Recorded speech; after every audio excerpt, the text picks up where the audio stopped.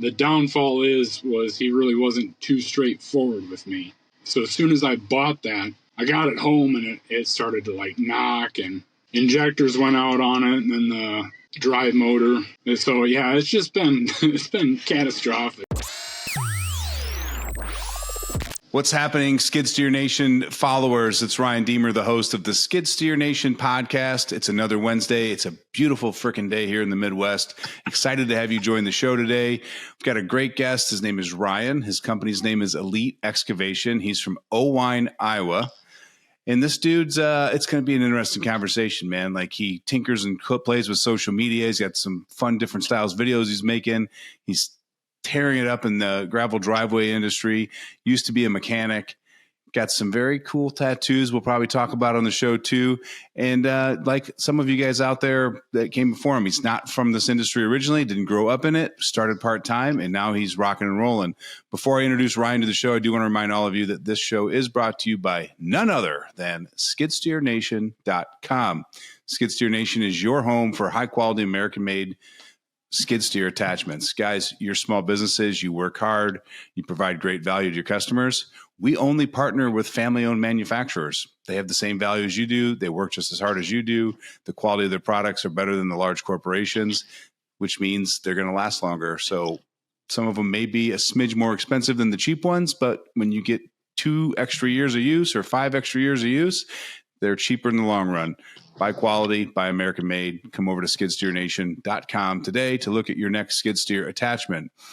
And for all you business owners out there, if you're struggling getting leads, struggling getting some recognition, you want to have a more professional look online, you want contractors to recognize you, that's what we do at Swaddled Up Marketing. We don't work with local barbers or restaurants or anyone else. We only work with excavation companies. Our team kicks ass. That's all I'm going to say about them. They're absolutely fantastic. If you want to learn more about that and see how we can help you rev up your business, head over to getthrottledup.com or click the link in the show notes below. Ryan, man, welcome to the show.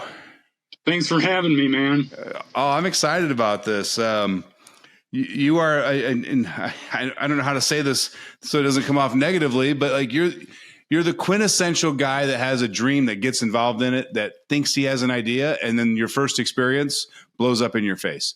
Like you buying that machine, you thought it was a great deal, and it turned into be a mechanical nightmare. I think there's more stories of that than people tend to share, because as men, we only want to share the good stuff in our life, not talk about the bad. But like, what got you to the point that you even wanted to buy a skid steer before that experience even happened? Well, I had, we were doing some landscaping with my house because I originally was remodeling the whole thing. And I had a buddy that had a skid steer that had gotten one a couple years prior to this. And so I borrowed it a couple of times.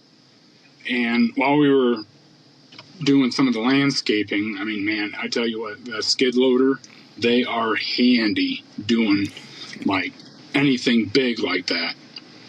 And so I liked it so much that I'm like, I got to get me one of these.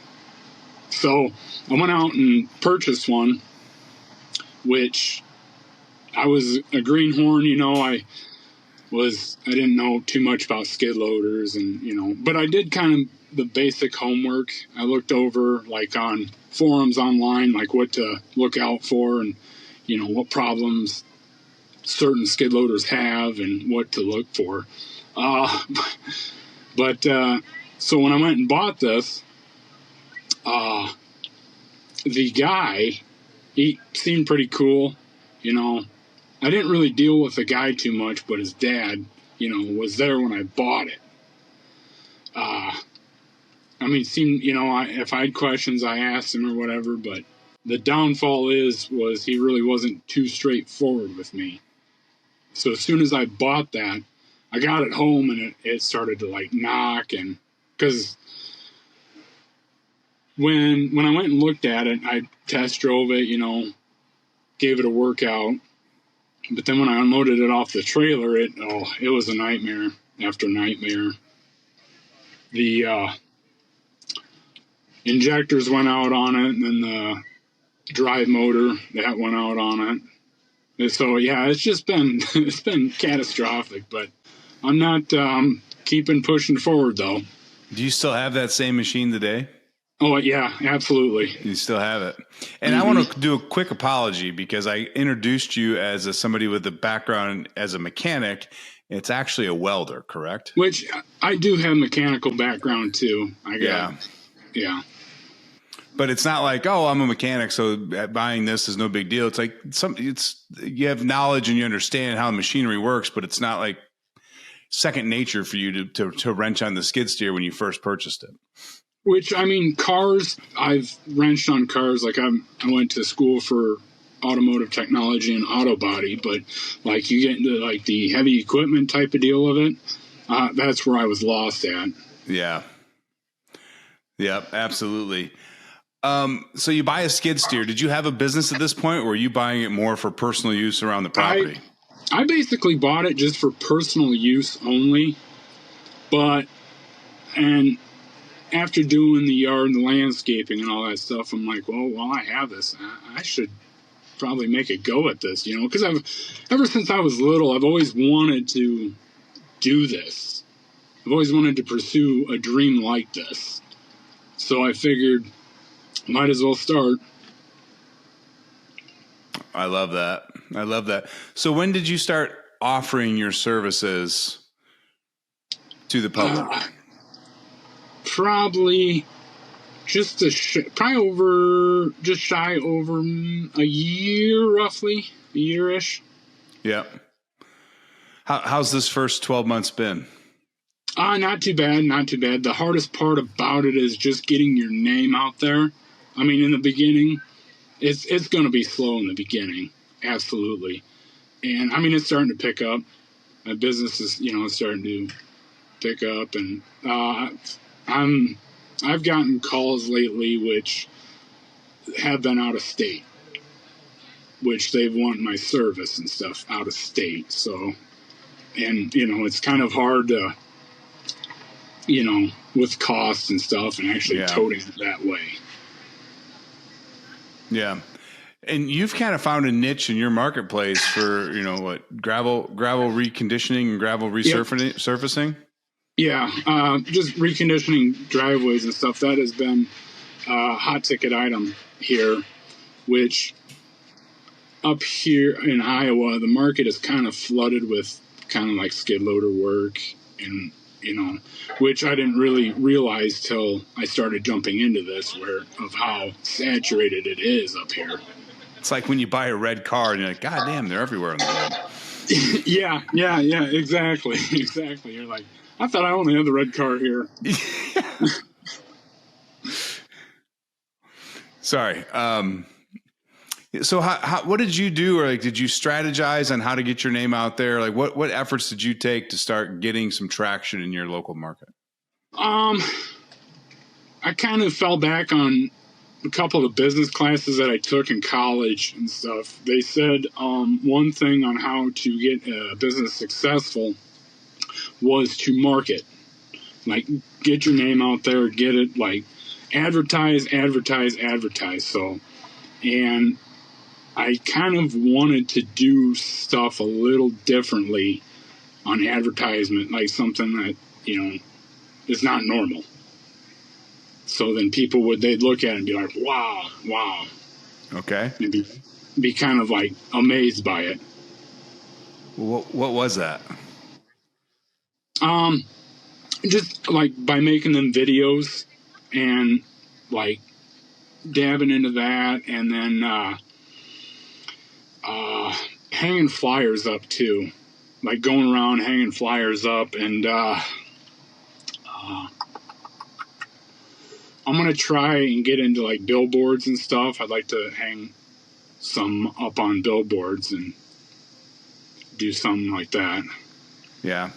I think flyers are grossly underutilized in our industry, and it's because of the friction it has on the business owner or the employees of taking the time to go do it. I mean, if you put in the effort in the beginning, you will get rewarded later on. Yep. Delayed gratification. It's very hard to accept. And that's one thing that is kind of was hard in the beginning, is like, I don't, this is going to be hard, I'm not getting any business and stuff, but I mean, you really have to, you got to stick with it. Yeah, there's definitely that period that you start doubting yourself. And I know guys that have been in business for 5-10 years, and they'll go through a cycle of like, do I still have it? Like, should I keep grinding this out? And like, so it's not just the guys in year one. Like, it's just part of the ebb and flow of owning a business, right? Winter's always coming. Are you prepared for that mentally and financially? And do you have the grit to just grind through the winter, because spring always reappears? Mm-hmm. But yeah, it can feel like a useless grind some days. Oh yeah, absolutely. And that's one thing though, is if you want to truly do it, you have to stick it out. Like, yeah. Even the lows and the highs, you have to just stick it out. And yeah. And I find like a lot of guys, especially early on in their business venture, they grind marketing to get work, and then they devote all of their energy to fulfill the work, meaning they're doing no marketing during that time. And then the work gets completed and they're like, damn, I don't have any work. And they just keep doing this circle of market, quit marketing, market, quit marketing.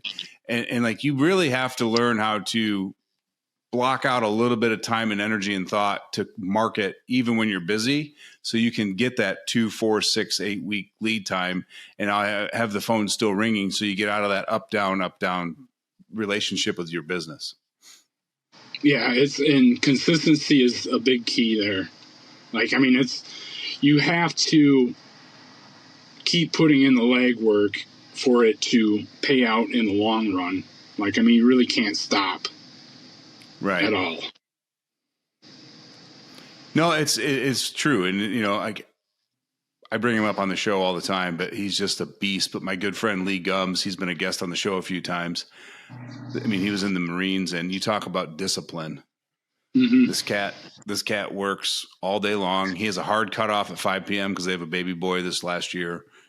5 to 8, 5 to 9, family time, dinner, take a walk. Dude, we would be on phone calls at 6 o'clock at night, and I'm like, what are you doing? Because I can just hear him breathing. He's like, oh, I'm rucking up this mountain by my house. And I'm like, you just worked all day? He's like, yeah, I got the kid in the stroller. And I'm like, you're nuts. But every night after the kid would go to bed, he would sit back down at his computer, and that's when he would do his Google Business Profile post, his Facebook post, send out any last minute estimates or customer follow-up. And he would do that from like 9 to 10, 9 to 11 at night. And it's religiously every day. But that's his schedule that he built for himself. But I totally get that. And after the day has been done and stuff, and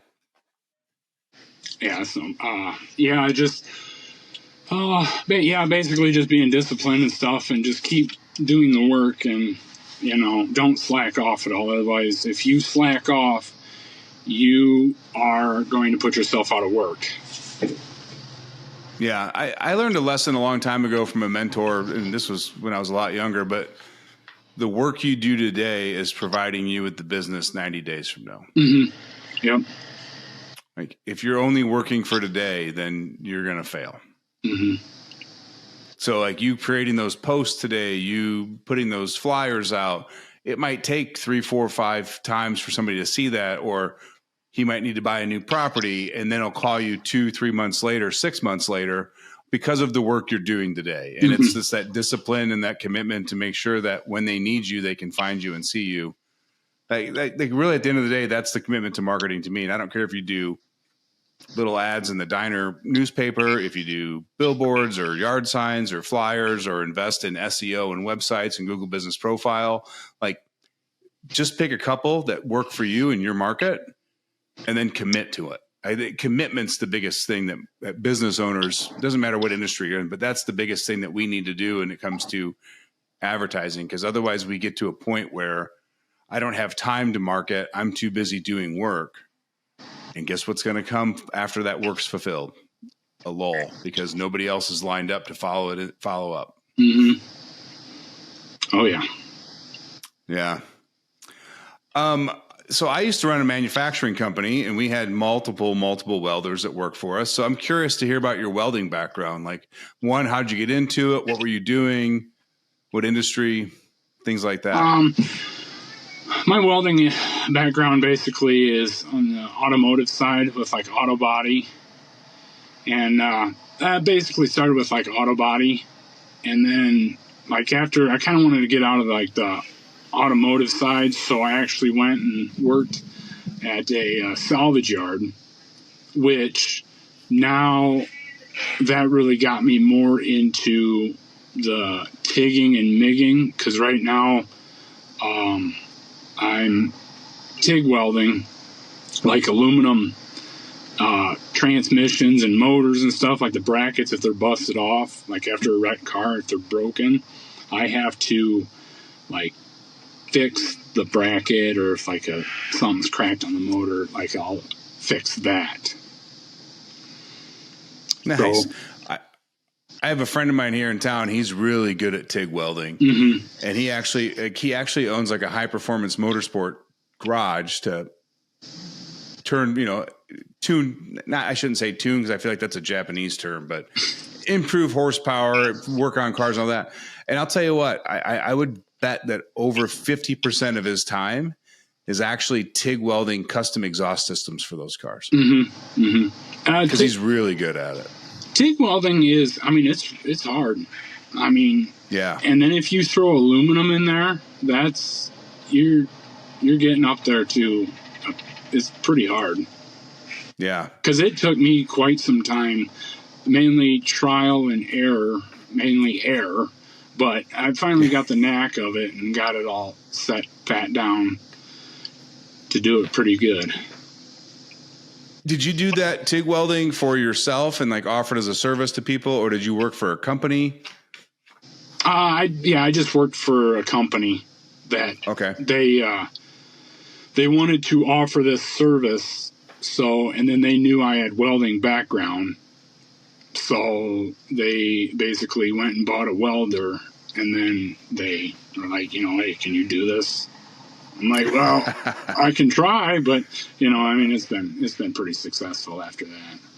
Yeah. Do you still do much welding today, or are you most of your time committed to excavation? Well, I do the excavation part-time right now, just to kind of dip my feet in there, trying to, feel out the market and stuff, which, is pretty good, but I don't know if I really want to get, I have days where it's like, I want to get big, I want to get out of here and do this, and then I have other days where it's like, maybe not. Well, and this is what I tell, so when I would do coaching and consulting with business owners, I would always tell them, avoid social media, avoid competitors in your marketplace, find some time and some space just to be alone, and define what a successful life looks like for you, because you're not competing with anyone else. We create those images in our head that we got to be better than the guy down the road or the guy on Facebook, but you're really that just creates misery, right? Because you're not living your true authentic life. So sit down and figure out what success looks like for Ryan, and then build the path to reach that. And I know guys that it's exactly what you're doing. Like, I love excavation work 3 days a week, or I want to have 50 employees and 25 million in equipment. Like, that's success for each other. It's not comparable. It shouldn't be comparable. Define what you want for success, and then build your path to reach it. Oh yeah. And I've thought about that, and it's just, I don't know. It's just, some days it's better than others. Yeah, I get it. My idea of what success looked like for me has changed probably annually, right? Like 2 years ago, I still have ideas and visions of like building out this tech software and supplying CRM and AI solutions to the guys in the industry. And it's outside my wheelhouse. So it's taking a lot longer than I wanted, because I got to go find other people and then hope to gather the right people. They talk a good game, but do they deliver? Side note on all that. But now I'm just looking at it like, I think the size of that company that I visioned in my head originally is a little bigger than I want today, just with some life events that have happened and getting a little older, wiser, and like how long do you want to run and gun? And when do you want to just like walk, sustain, and grow? You know, because I mean, it's different when you're 20, 30 years old. Like I'm knocking on the door of 50 in a couple of years. I don't feel like it. I sure as hell don't act like it. But the reality is like, you know, you start something crazy now, and in 10 years from now, you're almost 60. And if you're not done building that, do you want to, you know, how far do you want to take it? Mm-hmm. But, oh, good stuff, man. What do you do? Like, so if you're working full time, are you working full time doing TIG welding? Yeah, doing that. Yeah. And then you do this on the side. Yep. So do you carve out personal time for you and your family and loved ones? I'm single right now. I don't have, not married, nothing. So, I mean, I'm pretty free to gallivant all on the state side and whatnot. So the excavation is your free time. It's just fun to go out and do all that. So yeah, you're getting paid. Yeah. That's actually one of the reasons why I got into the bar business when I was in my 20s, was because I enjoyed that lifestyle. I enjoyed the controlled chaos aspect of it. So instead of spending my nights out, spending money and like doing it on the side, I just turned it into a career. Oh yeah. I mean, it is kind of nice though to just pick up and just go somewhere, do what I want to do. And like, you know, I know, I gotta watch the kids, or, you know, I gotta find a babysitter for this, which that has made it really nice to do. Yeah. Couple of things that you kind of mentioned in our little survey that we fill out that I'm curious to know, and like I just want to kind of expand on and get your take on it, because the guys out there, just to show the importance of it. But you talk about how one driveway job turned into 5 more. Can you give me some like detailed background on that and how you leveraged it to for that to happen? So that one, on that one driveway job, that client actually recommended me to a couple people, and then after they had me do those couple people that were recommended to, and then they recommended to a couple other people because they liked the job I did, and they were happy with all the work that I did. Nice. Let's see. So that's, you know, like I've been seeing that quite a bit. It's, you know, some people, they'll get into like doing this. Yeah, I mean, they know how to operate the equipment, but by doing a good job is, you know, that comes with it too. Yeah. You have to ask for referrals too. I think too many guys are afraid to ask for referrals. People want to, like, if you do a good job and they're happy with it, like people want to help you out. Like, you know, it's never a bad idea to ask. And I actually blow people's minds, because my recommendation is I tell them to ask for referrals before you give them the estimate, because they're excited. They're getting this work finally done, and be like, hey, do you have anyone else that we could help out with this same thing? And people, and like guys are like, I would never do that. And then a week later, I'll get a phone call going, I'll be damned, I tried it. And the first person says, yeah, I know a guy down the road. I think he could use this. He's like, I haven't even done the work for him. I go, yeah, you do it when they're excited. You ask them up front. Oh yeah. Yeah. That's absolutely. Yeah. What's been the biggest struggle with your calendar between personal life, excavation business, and the full-time TIG welding job or welding job? I try to balance everything out. Like, I know at times it's probably hard because if you had you kind of overstacked yourself on like one weekend or vice versa and stuff, but I tried. My goal is to have like feels it all out, so it's not like all overwhelming. Yeah. Because then that will make life a lot simpler. It's the dream that we all want, right? Oh yeah. Yeah. Everyone wants no problems, no chaos, simple. And then they want to grow a business. And I'm like, you cannot have one without the other. Mm-hmm. And the bigger you grow your business, the bigger the problems. Yeah, and I guess I'm not that big yet. Yeah. But I mean, if I were to get bigger, yeah, it'd probably be, a little bit of a struggle. But like right now, it's pretty balanced right now. I try. Yeah. Like I shoot for goals, and I try to balance. I don't book myself, and I always try to keep everything balanced out. Would you be willing to share what a couple of your goals are that you currently are working on now? Oh, I'd like to add another skid steer to the operation. And then I'd like to probably get the dump truck, which that will probably help me out a lot more. Yeah. That would help me expand out a little bit. Well, I've came pretty far from where I started. Because I started with absolutely no. That's so cool. To actually work myself and get this far, I've gotten. It's it's a nice pat on the back, but all you got to do is just keep your feet on the ground and just keep trucking. Yeah.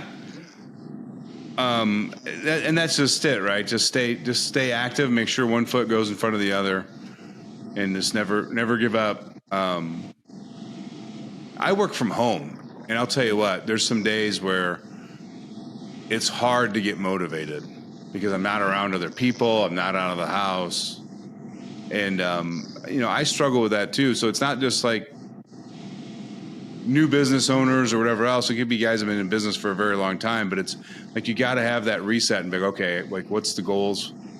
So I actually try to sit down and write out goals and like tasks, goals for the week, and then break those down into how many days do I need and how many hours, and like where can I put them into my schedule so I have some committed time to work on these specific problems, tasks, whatever else. Because if I don't do that, then like the day I become reactive to the day. I become reactive to phone calls and emails and employees' needs. And at the end of the day, it's like you feel like you did a bunch of work, but I was really just like a hamster in a wheel, and I didn't get anything done. So I'm very cognitive of like blocking time out, whether it be midday, morning, and I'm also very aware, Ryan, of like how my mind works. So I'm super focused, super creative in the morning, and I'm kind of like just there in the afternoon if I'm working a full 8-10 hour day. So what are tasks that don't require me to be creative? Receipts, bookkeeping, bill pay, data checking. None of that ever happens in the morning because that's my time to be creative, thinking, working, writing, getting things done for the business. So and for you guys, I always recommend, writing an estimate is like writing kind of a story for your customer so they can truly understand what you do. So when are you most creative? When do you write the best, or when do you think the best, and like all that, and like try to make that as many times as possible in your time of the day that you end up doing those estimates, because most guys wait till 10 o'clock at night and now they're just rushing through it so they can get to bed.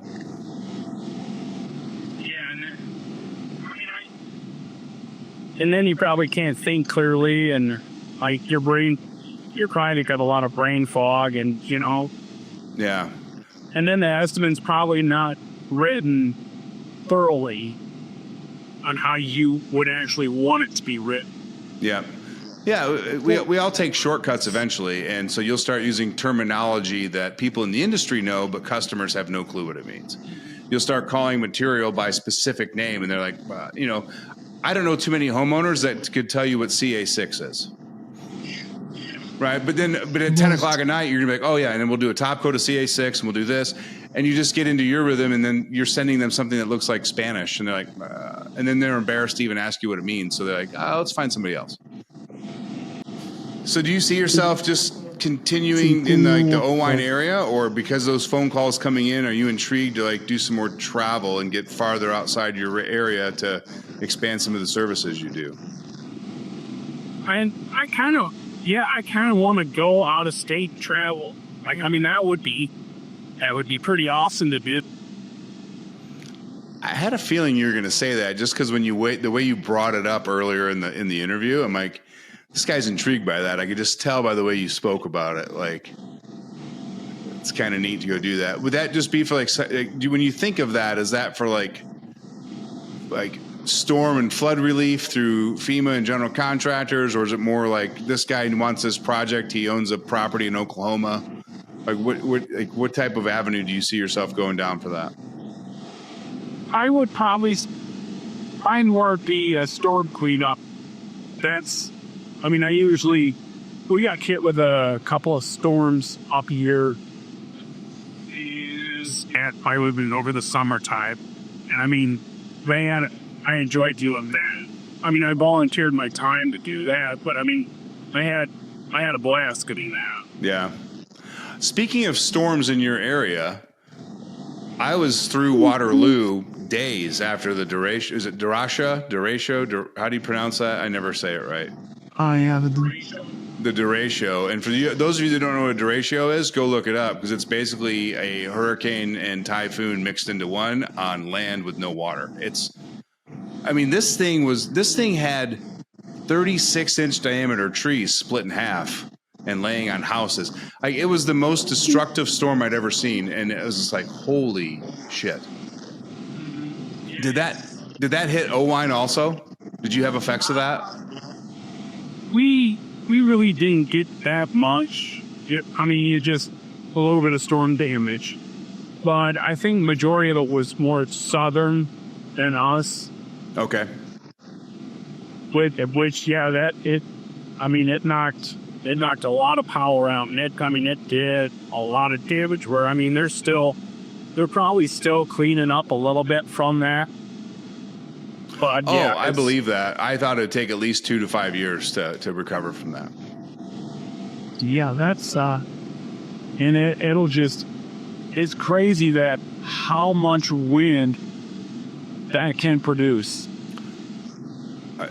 I didn't even know those things existed until that happened, and then you start doing research on it, especially when we drove through Waterloo, because we were camping that weekend just outside of Waterloo, about 30 minutes, and driving through that, like, everyone was somber and quiet and just couldn't believe what we were looking at, because it was literally days after it happened.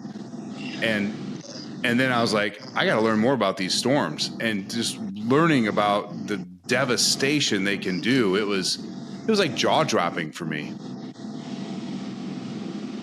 Oh yeah, it's crazy though.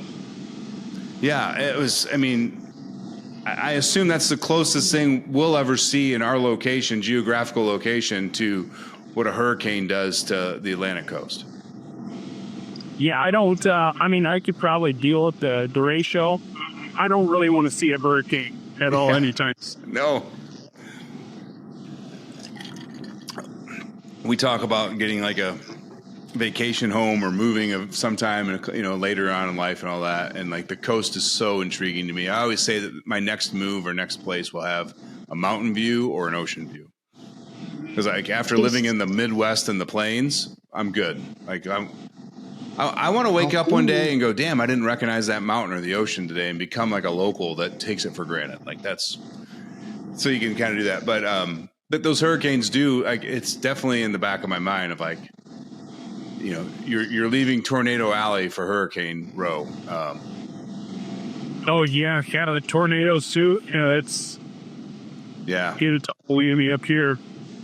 Yeah, we get them really bad through us. Like, there's a corridor right through the Peoria, Illinois area where you can count on 2 to 5 a year, whether they're small and through a farm field, or like, I think it was like 9-10 years ago, we had one run right through a town, and I mean, it just leveled. And it was a town of 30,000 people. It wasn't like a little pass-through town. And like, it was weird to see the edge of the tornado, because this house was totally fine, and this house was half there. Like, the left side's there and the right side's gone. And to me, it was like the equivalent of like when you're driving and it's raining on this side of your windshield, but not that side because you're right on the line of the storm. Like it was like the same thing. You're like, how can nature be so precise with that much devastation, wind, rain? And it was just, it's just mind boggling. Yeah, it's I've never gotten too far into like the meteorologist type of deal, but I've always wanted to know like how is that done? Yeah, I have no interest in it until I see it firsthand, and then I have to dig into it. Like now that I've seen that, I got to understand how that happened, right? Like how can the wind shear force rip this house literally in half, roof gone, half the kitchen missing, and the guy next door is not a shingle out of place? Yeah. like you'd think a couple houses down would still have exterior storm damage, and you're just like, this house looks perfectly fine, and this one's half missing. It reminds you that it quickly reminds you that we're a speck of sand in Mother Nature's plans. So, yeah. Yeah. So I'm just curious. I mean, you told me earlier that, you're working full time, doing this on the side. You're single. This is kind of like your hobby and your moneymaker and your kind of fun free time. If and when you meet somebody, have you thought about how that will change your outlook or your process with the business? Well, if I meet somebody,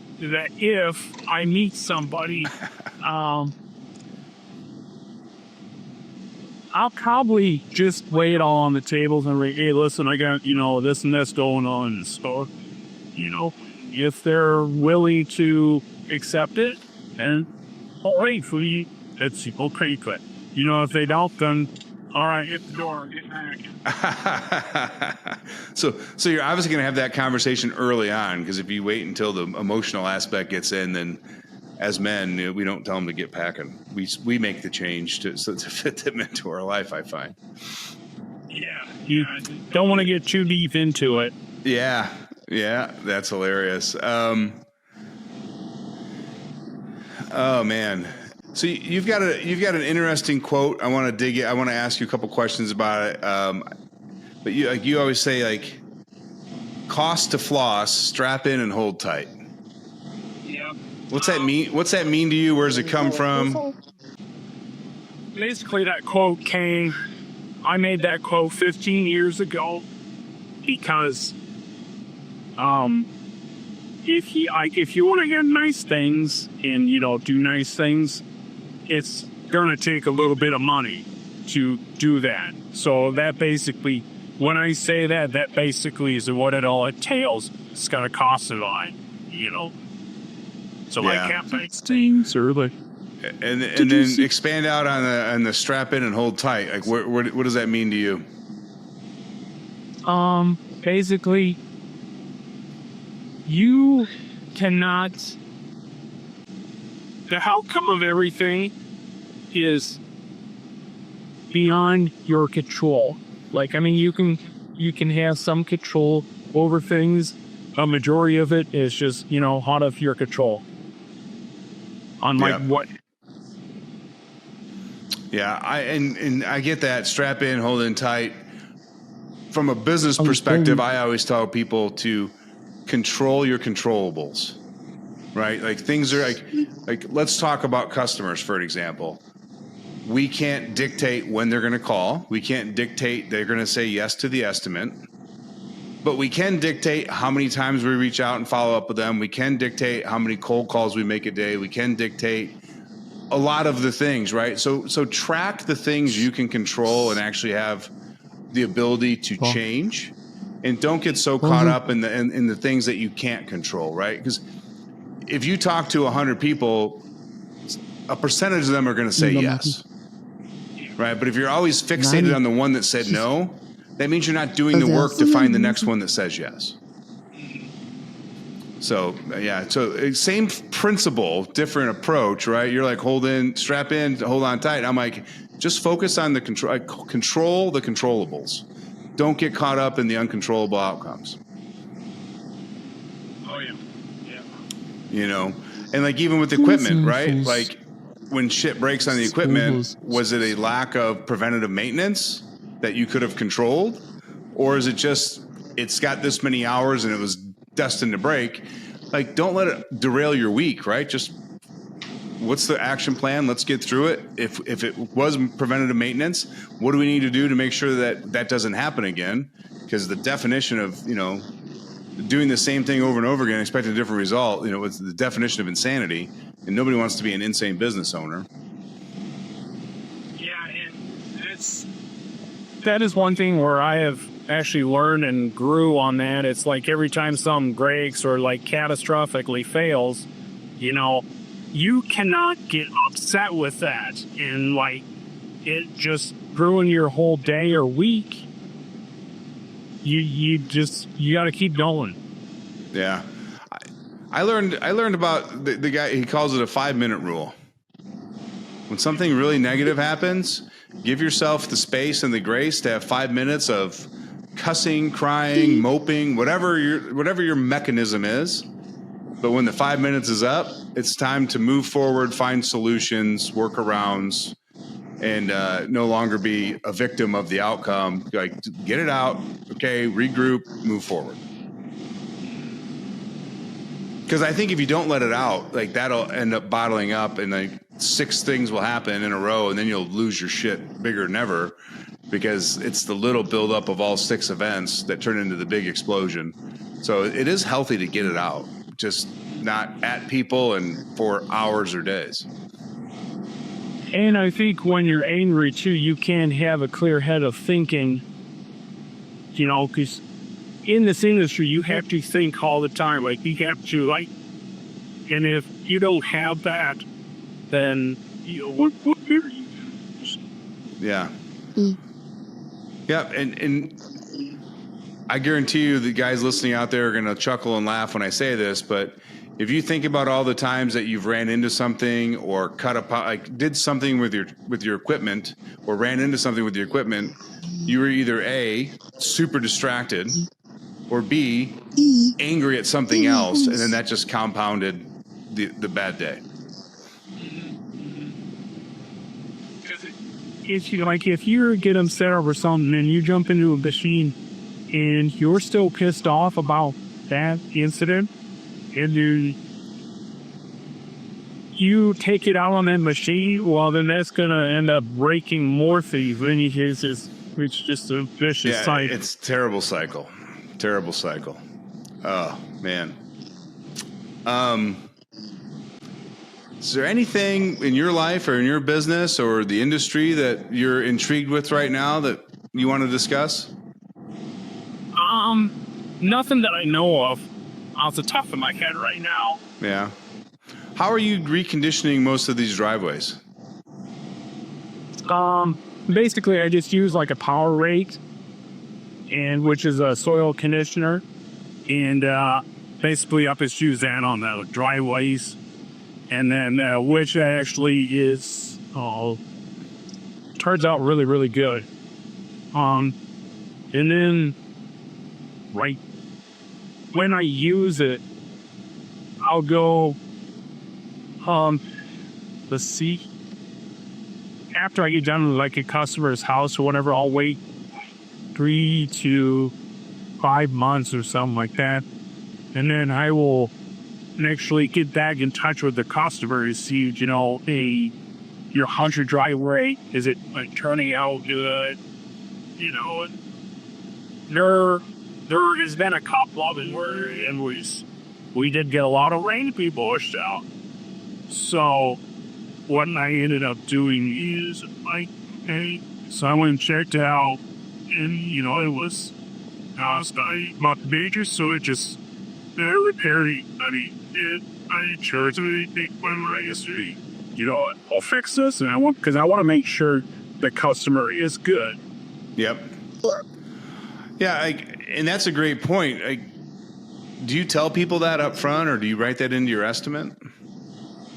I usually tell people, I'm like, hey, with weed control, because the majority of the driveways, they have weeds myself. After I get done, I recommend you spray.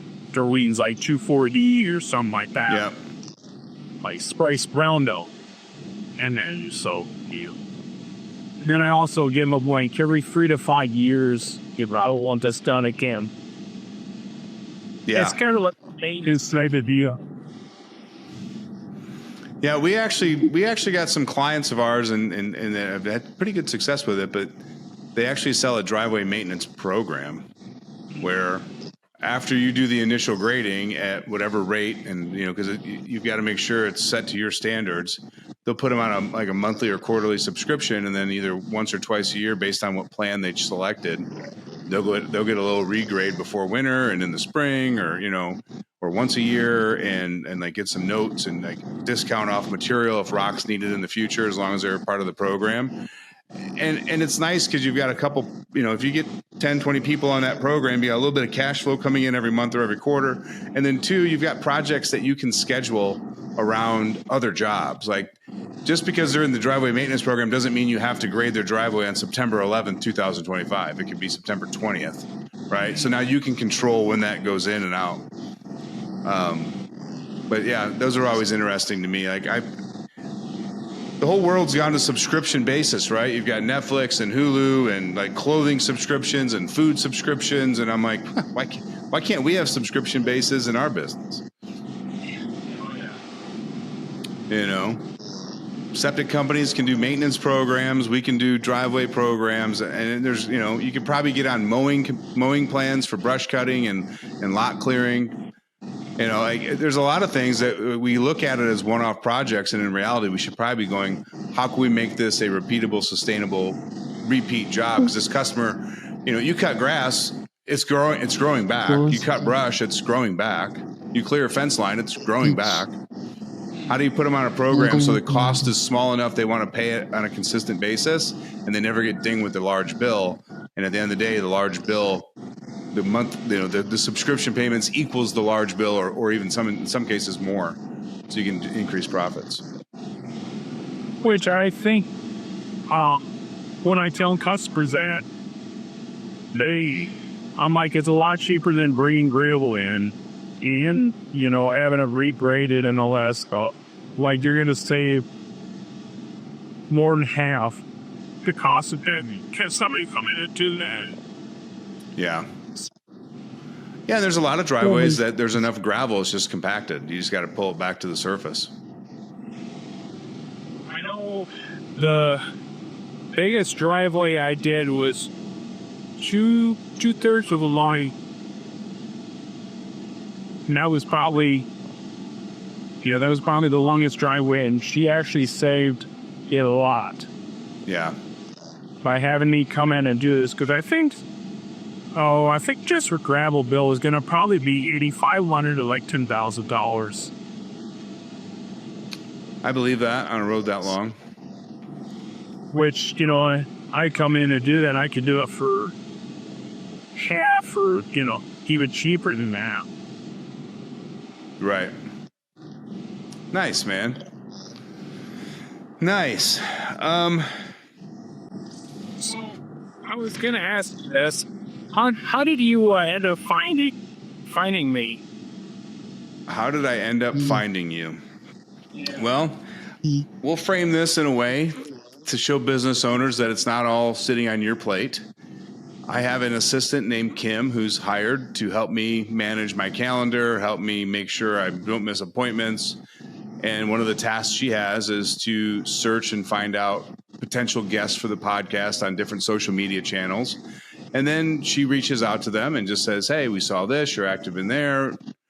We've got a podcast. Have you heard of it? Ryan would love to have you as a guest on the show. So again, it's finding ways to leverage my time, right? Because like doing the interview is one thing, but all the hours it takes finding guests and prepping and editing. So Kim does all of the pre-podcast search finding. She does some research, deep dive into you, prepares a report for me.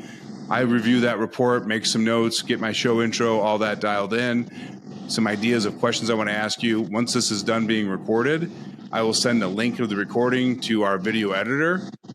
along with the files that he has on the notes and the prep and everything else, and he will create an edited final copy of the podcast, schedule it to be scheduled on whatever date it goes out, create the show notes, create the thumbnail, all of that. And so really outside of 30 minutes to 40 minutes of prep time before the show and the time that I actually spend doing an interview, I personally am not extremely involved in the production and release of Skid Steer Nation podcast, because I've developed a team around it, because I don't have the time to do it. Or if I have the time to do that, I don't have the time to do something else. So, and the reason I wanted to point that out in the process is to be like, where there's a will, there's a way, right? Just because it needs to get done doesn't mean you personally have to do it. No, I was just curious, because I was like, how is this? Like, this is crazy. Yeah, I get asked that question probably 80% of the time, typically not during the interview, but I think it's cool to talk about it a little bit too. But my common answer is I have no idea. I have no idea. Because Kim did all that. Like, we've got guidelines that we kind of look for and some things that we're trying to find in people. We want a good blend of new businesses, older businesses, younger guys, older guys, because I don't want to be stereotyped as like, oh, he only talks to the guy who's been in business for a year. Like, that doesn't help the guy who's been in business for 5. Or he only talks to the guy that's doing $1 million a year. Like, I can't comprehend what my business would look like at that. So I like that whole range. I think all of us can learn from each other. I learn something new from every show. Like your approach to social media videos, yeah, they're way different. Like you've got, I don't even know how to like word it. Guys, click the link in the show notes to go to his business page and look at it. They're not overly edited. They're not like, holy cow, that could be on a television show, but they're just unique. The angles of the equipment, the music, the break, the this. And to me, it's like, all it is, it's different, right? Like it doesn't have to be different in a way that like everyone's like, oh my God, I got to share this. But it's different enough that people go, did you see that video from that excavation company on Facebook? And then they go look for it, and then they find it, and then they remember your name, instead of it just being another mower cutting grass saying, we can do this for you, call today. Like, like your ending of your video was like, it was grading driveway refreshing, right? Or refresh driveway. And it was like, at the end of it, the screen went black and then words came out. It was like, coming to a neighborhood near you. And I was like, nothing wild or crazy, but different and memorable. Like, I remembered it.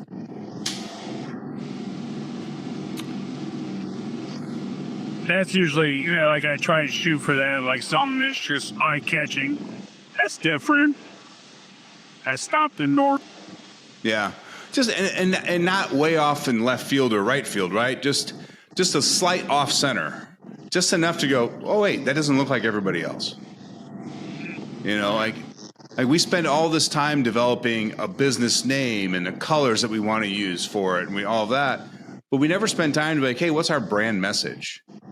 Like every video that's posted about attachments on the Skid Steer Nation YouTube channel will have a black line with orange stars.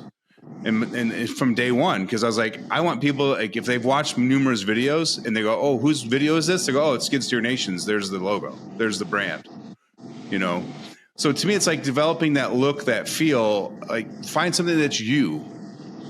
Whether it's, like my friend Jeremy, he's every day holding the phone as a selfie mode, talking about projects, talking about life, talking about Christ. That's his thing, right? It's always going to be on him. He's going to walk the project. He's not going to turn the camera around. He's going to show it in the background. It's very recognizable. So when you start seeing those videos, and I can recognize Jeremy's video before I even read his name, right? So what is your brand, like as a business owner? What is your brand style, or how are you going to like do that? As does your flyer match your website? Does your Facebook page match this? So just so a quick eye glance, people that are familiar with you can go, oh, that's Ryan's business. See, like I try to be kind of all well-rounded. I match everything, like the flyers gotta match, the website. They're gonna try and keep that basically all there. Yeah. Yeah, like we have a brand outline created for Skid Steer Nation. It's got the colors with the color codes. And granted, not everybody's a graphic designer. Shit, I'm not a graphic designer, right? So I'm not building this stuff. I just put the guidelines in place to go, hey, we're not using yellows, blues, and greens on any of our ads because that's not who we are. right? Like we're this orange, we're this white, we're this black, we're this gray. That's it.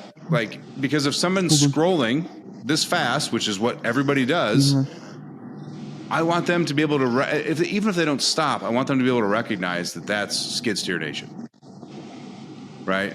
So if you're always changing from purple to green to blue to red or this, or hey, look, this one looks cool.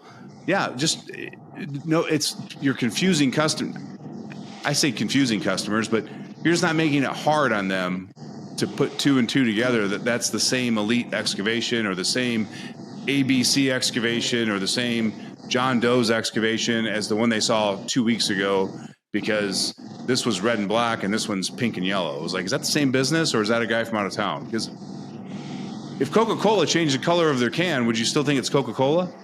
You'd have to think about it.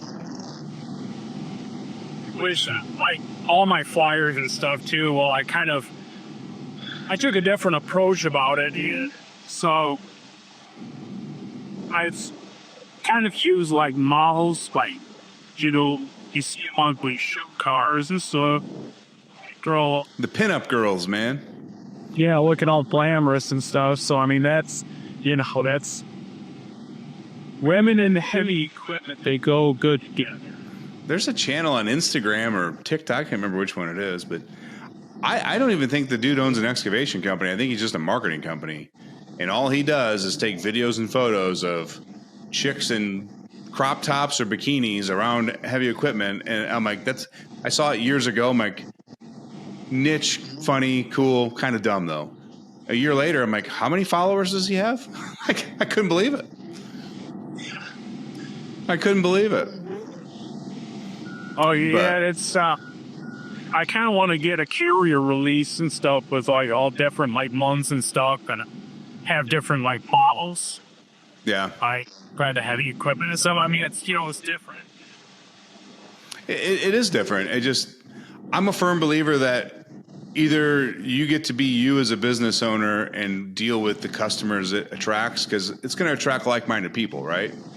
Like you're in Iowa, dude. Like there's women and wives in Iowa that will see that and will not want you anywhere near their property. Like it's a Bible Belt state, same as Illinois, Ohio, all of that, right? And if you're cool with not doing work for them, awesome. Some guys aren't cool with that, so they're like, no, I want to be more vanilla. And again, it's personal preference. You cannot. Life is too short to be vanilla. I'm saying it right now. You cannot live life vanilla. Sometimes that's just a tart flavor. You can't. Yeah. Yeah, I mean, I don't know if it's age or if it's just the world we're living in today and the events that have been happening around us. But to me, I'm kind of like, I'm not shy of who I am. I mean, I mention it from time to time, but I don't like lean into it. And I feel like there's something inside of me shifting, going, I'm going to start leaning into a couple more of my beliefs and values instead of just mentioning them as a side note, because I'm afraid that it'll push other people away. Like, I'm not afraid to say it, and I'm not ashamed of like what I believe or my faith and my alignment with politics or whatever else. But to me, it's like, we're business owners trying to grow business, trying to get better business owners. I really don't give a shit if you're on the left side or the right side of the aisle. Like, marketing, branding, time management, employee management, custom, equipment management, it all goes hand in hand on what side of the aisle you're on. So I've tried to always leave that out of conversations. But like with some of the stuff that's happening in the world today, I'm just like, are we being complacent by being quiet? Right? Like, well, who's it helping? I don't think it's helping anybody. And I don't want to become a crazy left or right winger and be screaming from the sides, but these are my beliefs, these are my values, and this is what I stand for. I think it'll build a stronger community, because I have a gut feeling that a majority of the people that work in this industry will be in close alignment with the way I feel. But, like Ryan, we're recording this episode. I don't know if, we're recording this episode the day after Charlie Kirk was assassinated at Utah. Yeah. I've followed Charlie Kirk. I've followed Charlie Kirk for years. I think he's the most prolific person we've had that didn't have a title in the government. since the 1960s. Mm-hmm. He was able to speak to any age. The dude was 25 when he was going around to camp. He's 31 today. Or he was. His knowledge of the Bible, of the government, of this, and he had such a way of just being able to discuss it. And yeah, he was adamant in his values and beliefs, but he also gave other people the freedom to speak and agreed to disagree. And watching him get assassinated yesterday, I'm just like, this is what it had to have felt like in the civil rights movement, watching MLK get assassinated. If you were on that side of the fight, that's how I feel like it's the biggest non-presidential governor assassination since the 60s. Yeah, I was going to say the same thing. Like it was bad. It's bad. I don't think this world is not good right now. And I think majority of it is with the mental health. The mental health in this world or this country right now is not good. I feel like we've coddled it. Yeah. Yep. And I mean, it doesn't help with governors shutting down institutions or budget cuts and stuff. And then now you have all these nut jobs or loony bins running amok around the city, and they're not receiving the proper treatment that they need. And let's be honest, some of them don't need treatment; they just need to be in prison. And here's the crazy thing, in my opinion, Ryan. The news cycle's dominated by the 1% of the country because, as a whole, we're good people. Mm-hmm. So we have this enormous divide amongst families, friends, neighbors, states over the 1%. It's mind-boggling. Yeah. Mind-boggling. Yeah. There. See, that's something I would not have done yesterday. I would not have done this little monologue and had this conversation because I'd be like, well, not everybody will enjoy that. And today I'm like, but that's how I feel. So. Yeah. And it shouldn't change. You are a person. So, you need to be who you are. I just try to respect I try to respect the microphone, right? Like if you ask me a question about my beliefs and values, I'll definitely tell you the exact same thing I just said. Mm-hmm. But I don't want to be the guy that's like, well, I've got a microphone, so I'm going to tell you exactly how I feel and hope that I can convince you to feel my way. So to me, it's more about the respect of the microphone. Like people tune in to listen about business advice. It's not a political show. So mm-hmm. I'm not going to dominate it with that. But, and that's, to me, it's just like, yesterday was a heavy day for me. It was like, I followed Charlie for a very long time. I thought the work he was doing on campuses was, genius.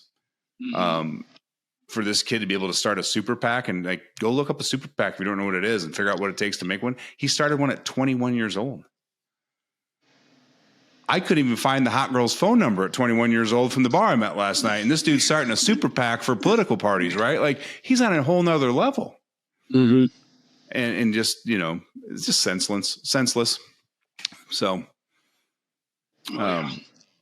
we live in, Owine's not a huge town and Peoria is not Chicago by no means, but, does this start eroding into these smaller communities? Or, does it get off the train in North Carolina and the south side of Chicago and start leaking into Owine and Peoria and, on a more consistent basis? That's the fear I have right now is if you just let it run amok, it will run amok and it will spread. I think it's trying to start something bigger though, like this whole GLS. It's going to start something way bigger than, it's going to like a snowball effect. It's going to turn in. And the thing with Charlie Kirk that it really resonated with me as people were talking about it was that, when a president gets assassinated, there's shock and there's sorrow, but there's almost it's not the first president to be assassinated. It's an inherent risk of the job. That's why the Secret Service was invented and created. So it's like, oh man, that's awful. But when people like Martin Luther King or Charlie Kirk or non-political people that aren't voting to do things in your life get assassinated, it just changes something. This dude was sniped out from hundreds of yards away, not you know, it just changes. And I think that's what the difference is about why this might be a movement versus like, you know, like that lieutenant governor in Minnesota was murdered. And, you know, again, who cares left, right? Like it's a person's life. They shouldn't be getting murdered. But at the same time, I was like, well, you're in politics. That's kind of part of the game, you know, like, you know, it's a risk before you sign up to do the job. But, you know, like, what if some nut job gets pissed off because he got fired by an excavation company and just starts driving around and saying, I'm going to shoot anyone I see in a bulldozer? Like, that's kind of like where my mind goes these days. Like, you know, if you can just go sit in a college campus and have a chat with people, and it's weird. Yeah, no, you cannot have a chat with people nowadays. They go from, like, they'll take it to a street. Just because people nowadays cannot control their emotions. Yeah, we have not talked in many years, and it's just because of location and, you know, I'm sure a little bit of political beliefs. But I had a very close friend years ago, and he was in medical school, did a residency. Like, education's not the issue, right? Far left. If you look at his social media pages, you're like, God, this guy's like adamant, like screaming at people. Him and I would sit on my deck when he was in town, and we would sit and chat till 2-3 in the morning. And it was my most, like, some of my best evenings, because we didn't agree on much of anything, but we never yelled. We always let the other person finish. We would actually look at each other and go, okay, I hear you. I just don't agree with you. And then we would cheers and have a drink and move on. And I'm like, that to me is what the world needs to get back to. Like, it's okay that you and I don't think the same, or it's okay that, but it doesn't, we're not wrong because we think differently. No, you can agree to disagree in this. That's a part of adulthood. Yeah. What is not out there anymore. It's basically just a bunch of children that kind of throw timber tits because they cannot get their way. Yeah. All right. While I am cool with being more of who I am, I also feel like there should be a time limit on that. And this is a business podcast, so we should probably switch topics on that. I don't even know where to go from there, Ryan. Like, we've talked about your journey, we've talked about your business. Like, you're out in the field working, you're sitting in a wheel loader today. We just ranted about America and politics. Oh, Lord. I didn't even get upset or anything about it. No, not at all. And that's the way it should be, right? Yeah, exactly. It's the way it should be. Yeah. I always laugh. It's like, and I'll get non-political on this, but I always laugh. Like, Howard Stern's a great example. People would lose their fucking mind over the things, the skits he would do and the guests he would have on and the way he would talk. They would lose their mind. And I would always be like, well, how do you even know what he's saying? Well, I listen to it. I'm like, well, just turn it off. If everybody turns it off, you won't get paid. Like, like, it's like your life is worth more than being angry all day over what somebody else is doing. Just turn it off, tune it out. And that's one thing is, like, if your life revolves around getting angry at the littlest stuff ever, you might need to reevaluate yourself. Yeah. Yeah, that's what I love about talking to business owners, because none of us have the victim mentality because we can't. Right? Like, that didn't happen to me. It happened for me. Like, it's either I got to learn from this and change something, or because we're growing too fast, or like, we don't have time to sit and pout and like cry in mom's lap. Pull a Caleb Williams, sorry Bears fans, when he was like crying in his mom's, you know, at the USC game. Like, we got to get figured out. And I love that. That's what I love about being around other business owners and business minded growth people, is that we're never victims. We never have a victim mentality. I mean, I couldn't tell you how many times I probably just was out doing a job or whatever, and I just wanted to, like, flail myself on the ground and just start throwing a deprecated drum. Make that stuff didn't go right, but, I can't do it. Right. Yeah, you can't do it, right? So it's like, you suck it up, you figure it out, and those are the jobs that you learn the most on. Nobody ever remembers the good jobs. They just remember that it paid really well and it went smooth. What did you learn from it? Absolutely nothing, right? Everybody remembers the bad. That's what makes us stronger. That's what makes us more resilient, wiser. And guess what? Bad jobs put you in a bad mood. So be the victim or figure it out. And we figure it out. That's what I love about this industry. Absolutely. So, well, fantastic. Well, Ryan, I can't thank you enough. Take time out of your day, sitting in the wheel loader, chatting with us this afternoon. I really appreciate it. I've enjoyed getting to know you, talking about your business, and all of it. So, thank you. Thank you. Yeah, absolutely. Guys, if you want to reach out to Ryan, feel free. We're going to have his link to his Facebook page, his business profile in the show notes. Don't forget, we do sell skid steer attachments. It's kind of how we make our living and support the people that work for us at the company. So we just ask for a chance at your business if you want to buy another skid steer attachment. So please head over to skidsteernation.com before you make your purchase. Call if you need anything. And I appreciate each and every one of you. And until next week, hang tight.